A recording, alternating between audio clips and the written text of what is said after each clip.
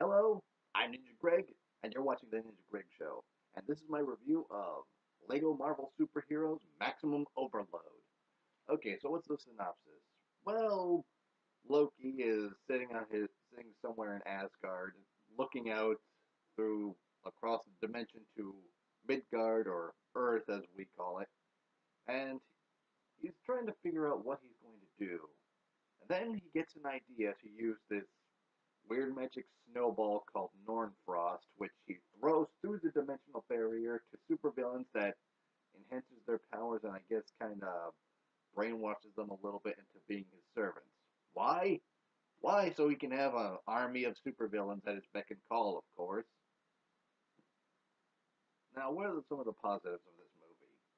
Well, okay. First of all, I'm a little hard pressed to actually call it a movie because it's actually kind of short, and I'll get to that later.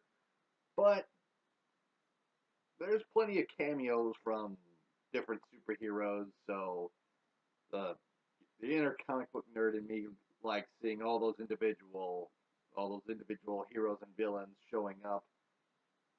And it's got that same kind of humor from that you expect from the Lego movie, admittedly a little silly sometimes, but it also had a good touch of meta humor in there. So, but I don't know what it is. For some reason, the humor was a little bit lacking. I mean, Lego Movie made me laugh. This one didn't. Now, I didn't groan and slap my head thinking, "Oh God, they actually made that joke." No, I get they were what they were trying to do, but it just didn't really. I don't know. It just didn't really resonate with me too well.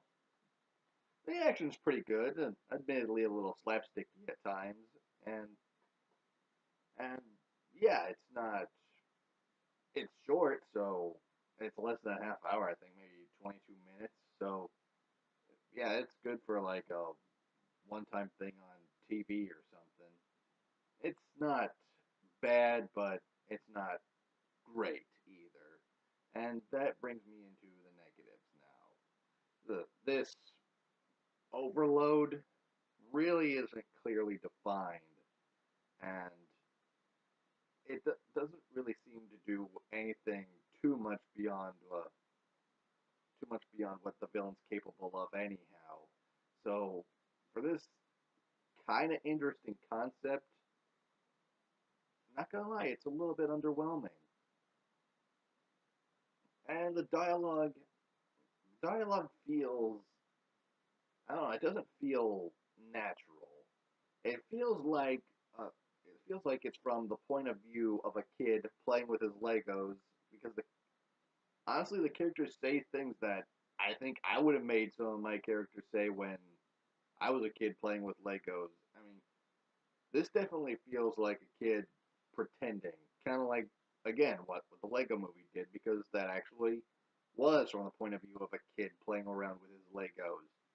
So yeah, that same kind of near childish dialogue is in this, and that makes it blatantly clear that this is something clearly meant for kids, not really adults.